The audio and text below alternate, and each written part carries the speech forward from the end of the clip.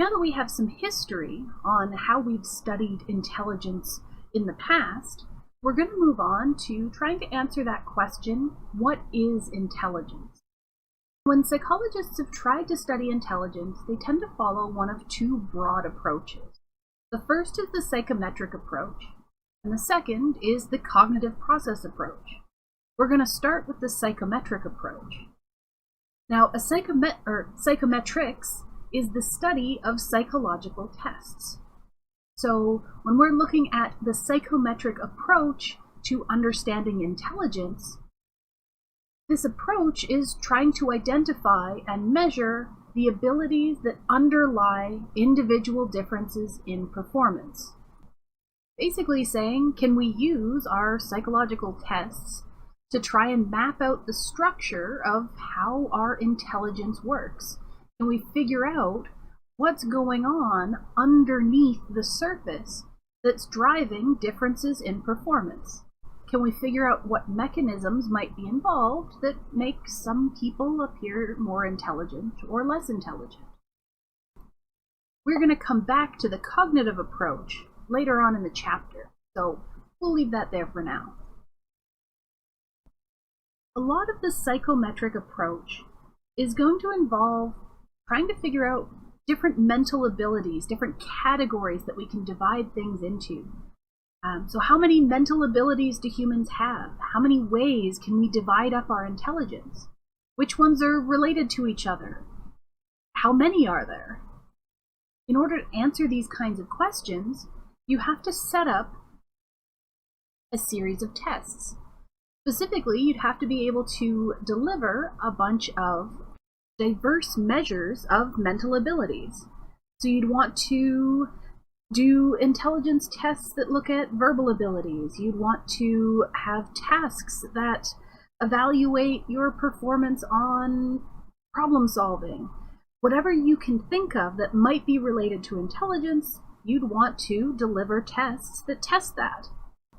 Once you've delivered as many tests as you can think of, you'd want to look at the results of those tests and see if any of those results correlate with one another. Basically, you're asking, are there any tests that people who score high on test 1 always score high on test 2, while other people tend not to score high on it? Or is there any test that people who score low on it also score low on another test? If you have a correlation between some of these tests, you might conclude that the two tests are looking at the same type of thing. So if we can find a mathematical cluster, these strong correlations between the output of two different tests, then we can start concluding that these tests probably reflect the same underlying mental skill. Maybe they're both looking at your verbal ability. So if you are good at verbal reasoning, then you're going to score high on both tests 2 and 3. And then you can start looking at these clusters of correlated tests. And so say that we have a lot of tests that correlate highly together. We'd say that they're all related to the same mental ability. And any tests that don't correlate with that group, with that cluster, are going to be testing some other mental ability.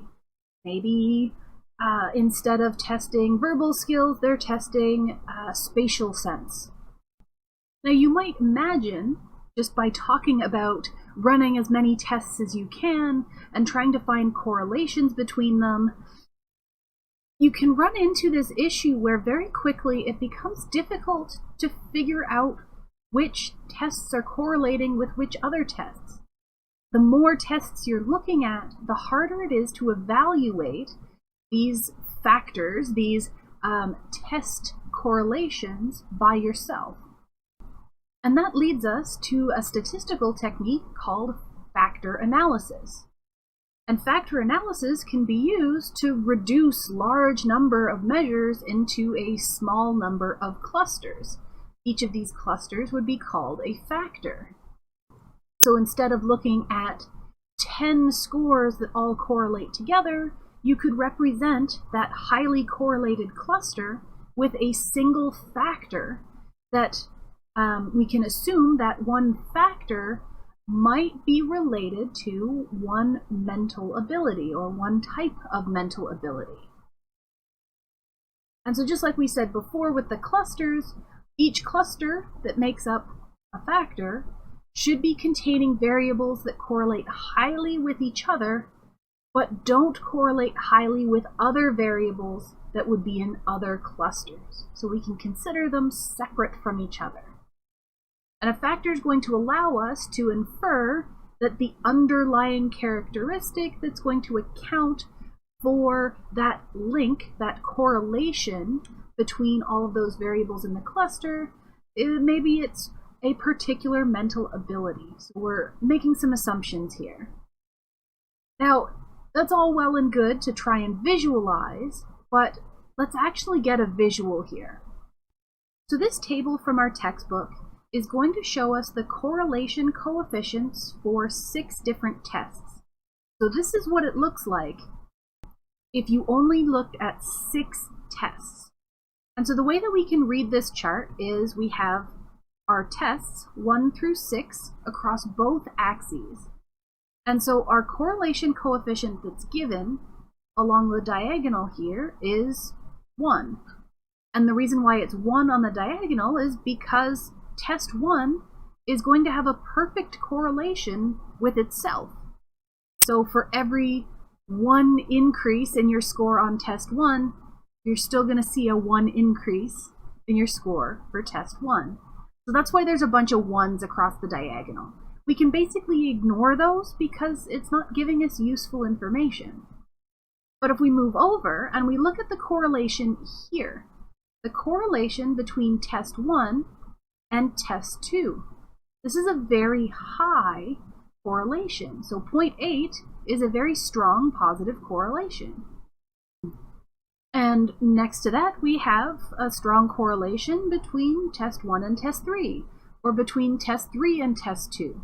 So here we're seeing a relationship between tests 1, 2, and 3 where they all relate to each other. So we see this cluster of correlations here. So this might be one factor. This might be one mental ability that's captured by these 3 different tests.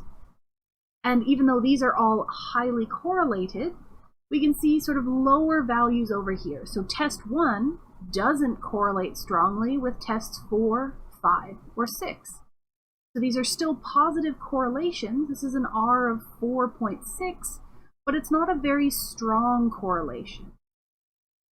We do see a second cluster down here with our yellow triangle, and that's showing a relationship between test 5 and test 4, and test 4 and test 6, and test 5 and test 6. So 1, 2, and 3 form one cluster, and 4, 5, and 6 form another cluster. So here we're looking at 2 factors that could be considered within factor analysis. Now, if this is as complicated as it gets with only 6 tests, imagine what would happen if you were running 100 tests. What about 1,000 tests? So this is why we use statistical methods to try and do this without requiring a visual inspection by the researcher. The earliest psychometric argument for intelligence was proposed by Charles Spearman in 1923. He was a British psychologist who had observed that children taking different subjects in school tended to do well overall on most subjects, but their performance in each individual subject wasn't always perfectly correlated. So, for example, a child might be not very good at math, but would do well in English and history and other courses like that. When looking at some of the Stanford Binet intelligence test questions, he also found that there was general correlation between different types of questions. Things that were testing vocabulary or arithmetic, different kinds of reasoning, there tended to be an overall slightly positive correlation that he decided must be an equivalent of general intelligence. He termed this general intelligence a G factor, and proposed that we had a baseline general intelligence that could allow us to perform general tasks, and our performance on any given task was modified by both our general intelligence and our specific ability that related to that particular task. So for example, your performance in a math class would depend on your general intelligence and your specific ability to learn mathematics. This idea of general intelligence has carried through to today, where quite a few researchers still believe that there is some general measure of intelligence, where some people are overall more intelligent than others. And in fact, this general measure of intelligence seems to strongly correlate with performance in both areas of academics and in jobs. So even though this theory was proposed quite a long time ago, it still seems relevant today. Our next discussion is going to focus on Thurstone's idea of primary abilities. And Thurstone basically came up with an idea that stood in counterpoint to Spearman. So where Spearman was impressed that there was at least some positive correlation between all these different measures of intelligence, Thurstone decided to focus on the fact that there were differences between those correlations. So he focused on the fact that the correlations weren't perfect. So Spearman was impressed that there was a positive correlation at all, and Thurstone was more impressed that it wasn't a perfect correlation, and he took that to mean that there must be specific abilities that affected all different aspects of our intelligence. So Thurstone wasn't believing that there was just a general intelligence and that explained everything. He focused on that idea of specific mental abilities. And so he broke down our intelligence, our mental abilities, into 7 primary mental abilities. And those are listed here on the next slide. So the first of these was space, where you have reasoning about visual scenes, verbal comprehension, where you could understand verbal statements, word fluency, number facility, perceptual speed, rote memory, and reasoning. All of these, he argued, made up our mental abilities. And so unlike Spearman's argument that if you were good in mathematics, it was because you had that general intelligence and a specific mathematical ability, Thurstone would argue that your mathematical performance was based mostly on your number facility, your ability to deal with numbers. He would argue that this specific mental ability, this primary mental ability, was the driving factor behind your performance in mathematics. It wasn't down to a general score of intelligence.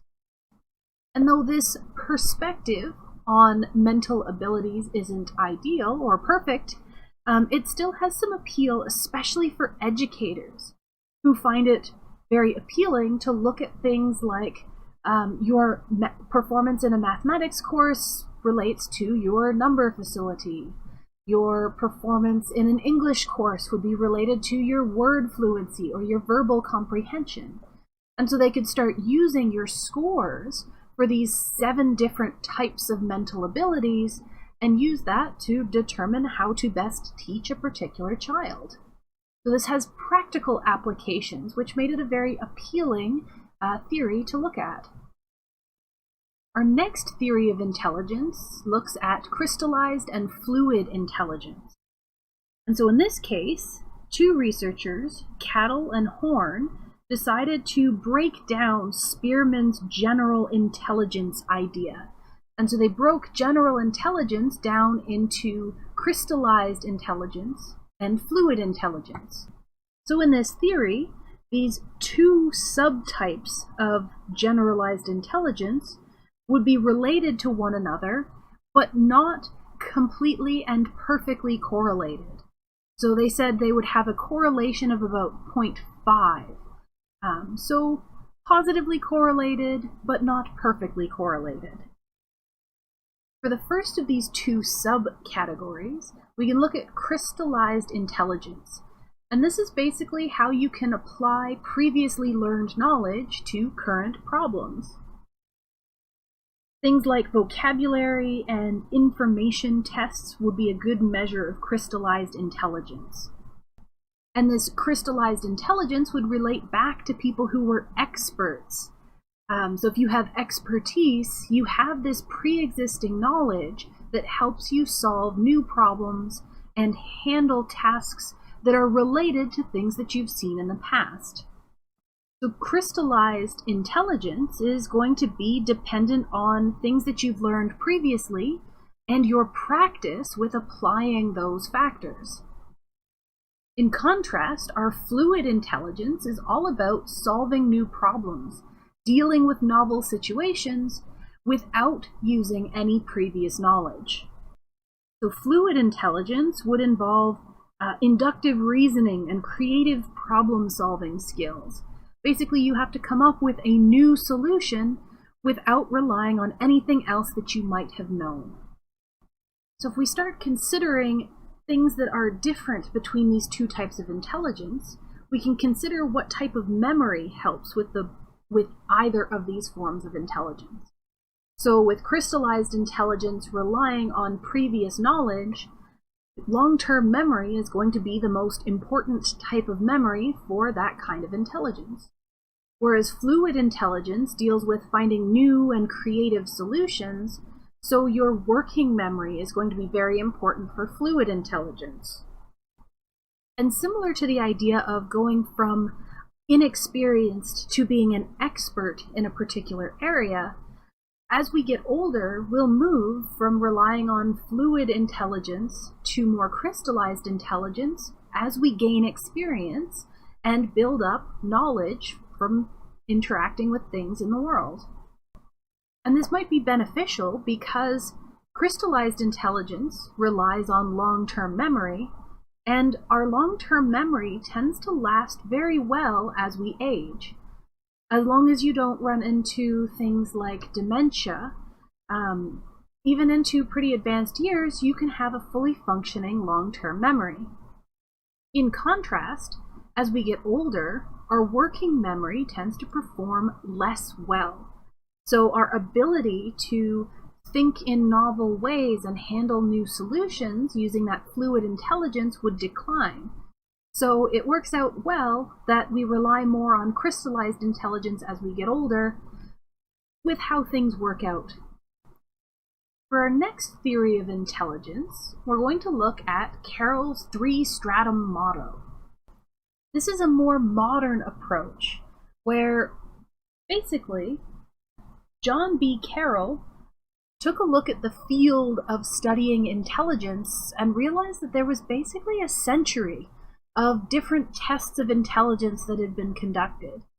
And so he decided to take a step back, look at all of the research that had been conducted, and try and synthesize all of that research down into a more cohesive model. So he decided to use factor analysis to look at 460 different data sets. And by condensing all of this data, by starting to pull out factors from all of the data that was available, he ended up finding an integrative model of intelligence. It basically combined the elements of Spearman's, Thurstone's, and even Cattle-Horn's models. So he took the three models that we've already talked about and condensed them into a single model. He called this the Three-Stratum model, or the Three-Stratum theory of cognitive abilities. And so his three strata, his three levels for these cognitive abilities were general, broad, and narrow. Now this is one of those models where I feel like the visual is a lot more helpful than the words describing the visual. So we'll switch to the next page to look at this here. And so here we'll start at the top looking at our general intelligence with the third stratum. This is that G factor you originally started talking about.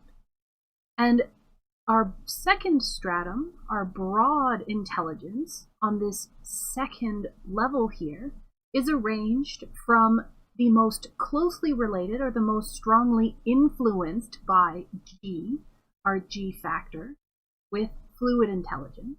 And as we move from left to right, these arrows get longer, meaning that these different categories of intelligence are less and less closely related, less and less correlated to our general intelligence, or G factor. So here we could say that fluid intelligence is most closely related to a general intelligence, and processing speed is least closely related to general intelligence. And the fact that we have fluid intelligence and then crystallized intelligence as the two factors that are most closely related to general intelligence tells us just how important those cattle horn factors are, because they relate so closely to our theory of general intelligence. They're so strongly correlated here with that G factor. And then we can look at the bottom tier, our first stratum, our narrow intellectual abilities. And these are going to be specific cognitive, perceptual, and speed tasks that help us sort of build up the more broad abilities above. And though we don't break them down here, most researchers will agree that there's 70 or more different narrow or specific factors that could fall into this green box at the bottom. So we're going from very general to very specific as we pass through these levels. And though these different factors, these three different levels, originally came from a factor analysis, Carroll is fairly confident that what was identified in the factor analysis should correspond to actual processes that are going on in the brain. So there should be something related to fluid intelligence that could be found in our brain. There should be part of how we think that ties to broad retrieval ability, because the idea here is that if the things that make up our broad retrieval ability are all correlating strongly with each other, then it should be some kind of equivalent to those mental abilities, kind of carrying forward all the theories that have got us to this point. Now, at the very beginning of this section, we had talked about the two different approaches to studying intellect. We had talked about our psychometric approach, where you're trying to map all of the structures that make up our intellectual abilities. But now we're going to get into the second point, the cognitive process approaches.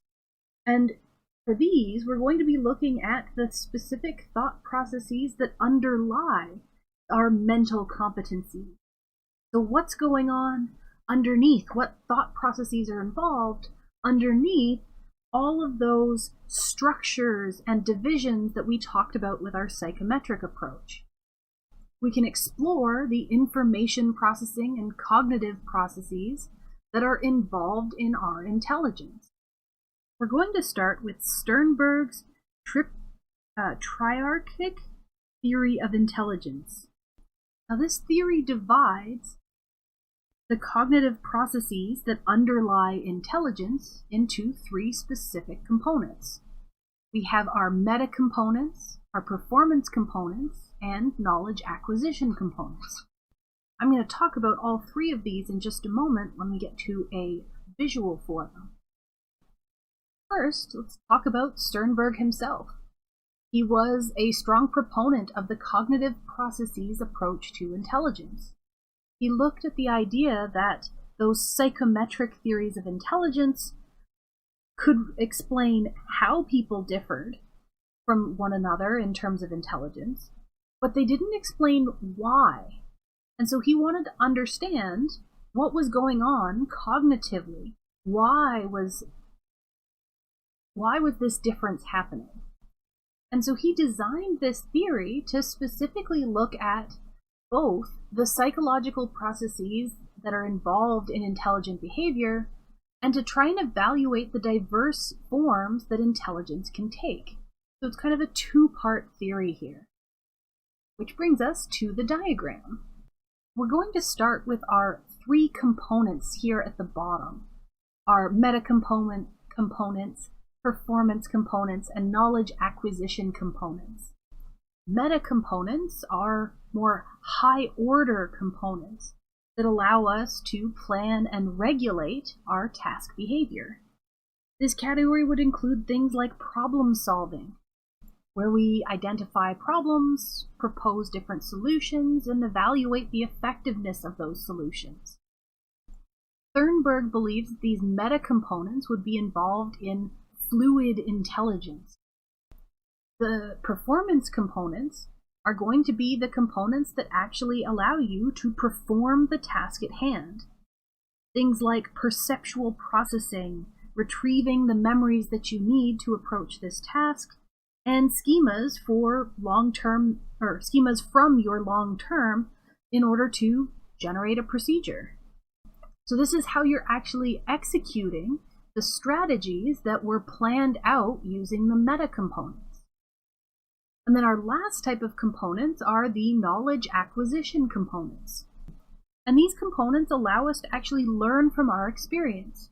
We can encode and store information as we encounter new scenarios. As we've solved problems, we can store what we learn from solving that problem away for use in the future. And this storage of knowledge would be what's involved in crystallized intelligence, which connects us again back to that Carroll-Horn theory of fluid and crystallized intelligence. So they're all connected here. At the top of this graphic here, we have the three types of intelligence that Sternberg thought would be involved in our intelligence. So we have analytical, practical, and creative intelligence. He argued that analytical intelligence would be sort of the traditional kind of intelligence, with problem-solving skills that could be measured by traditional tests of intelligence. Our practical intelligence would refer to skills needed to cope with everyday demands and to manage yourself and others practically. And then creative intelligence would be our mental skills that we would need to adapt to novel problems. How do we deal with new situations? And so these three levels, these three types of intelligence would all work together to allow us to survive in our environment. Now for the next part, we're going to take a step back from all of these interrelated and interconnected ideas of intelligence, and we're actually going to look at a broader conception of intelligence. Specifically, we're going to look at Gardner's theory of multiple intelligences. The idea that there's more than just one type of intelligence. Now this theory falls under that broader conception of intelligence because it's not just looking at intelligence as an idea of mental competence. It's actually looking at a much larger scope than just our mental capabilities.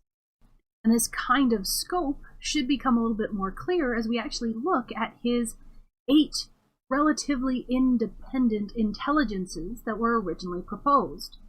But we should make note that there has been some speculation about a 9th possible intelligence, this existential intelligence, sort of knowledge of your own finite existence, but that one is still quite up for debate. But let's look at the 8 independent intelligences that make up the core of Gardner's theory. And so these are going to be listed here. We have linguistic intelligence, logical, mathematical intelligence, physiospatial, musical, bodily/kinesthetic intelligence, interpersonal, intrapersonal, and naturalistic. And so if we look at each of these individually, so linguistic intelligence would be the ability to use language effectively. So writers would have a high linguistic intelligence. This logical and mathematical intelligence would have good reasoning in terms of mathematics and logical abilities. Visuospatial, you'd be able to solve spatial problems or succeed in some kind of field that relies on visuospatial abilities. Things like architecture. You can think in those 3 dimensions and reason in that 3-dimensional space. Music relates to pitch and rhythm, the ability to understand and produce music. Bodily, kinesthetic intelligence relates to your control over body movements.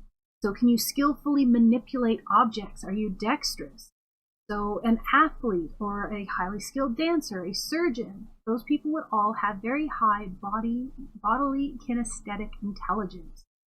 Interpersonal is that you can understand and relate well to others, and intrapersonal is that you can understand yourself. And for the last, naturalistic, you can detect and understand phenomena in the natural world. So you relate well to your environment, to the natural world that surrounds you. So these are all a lot more in depth than simple mental performance. This is beyond just your mental capacity or mental competence. This is how you interact with the world around you. And that's why this is a more broad category or concept of intelligence. And though the first 3 items on the list here might easily fall into being tested by existing intelligence tests or IQ tests or tests of performance, it's very difficult to measure the remaining ones. There isn't necessarily a standardized test of musical intelligence or interpersonal intelligence. So these areas are a lot harder to study than the traditional idea of intelligence that we've talked about throughout this chapter so far.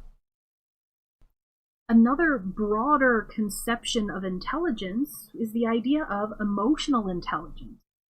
This was proposed by Mayer and Salovey, who stated that our emotional intelligence is going to involve our ability to read others' emotions accurately. Can you tell what other people are feeling? Can you know if a friend of yours is sad, or can you identify a stranger who's frustrated? Can you respond to them appropriately? Can you adjust your own behavior in response to others' emotions? Can you motivate yourself? Can you be aware of your own emotions? Can you regulate and control your own emotional responses? So all of these relate to your emotional intelligence. And so we can look at the Mayer, Salovey, Caruso, they tacked in another name, emotional intelligence test, which you can shorten down to this. But their test of intelligence would include specific tasks that allows you to measure each of the 4 branches of emotional intelligence that they proposed. So the first branch of emotional intelligence is perceiving emotions. And so we can evaluate your ability to perceive emotions by checking the accuracy in judging emotional expressions in facial photographs. So if you're shown a bunch of pictures of people, can you tell which ones are happy, sad, angry, fearful? You also look at their accuracy in judging the emotional tones conveyed by different landscapes and designs. If you look at art, can you tell that this piece feels sad, or that this design is a happy design? We can also look at the other 3 branches. So that's just the perceiving emotions. We can look at the second branch, where you use emotions to facilitate thought. Tasks to evaluate that ability would be seeing if people know what kind of emotion would best enhance a particular type of thinking. So what emotion should you hold on to if you're planning a birthday party?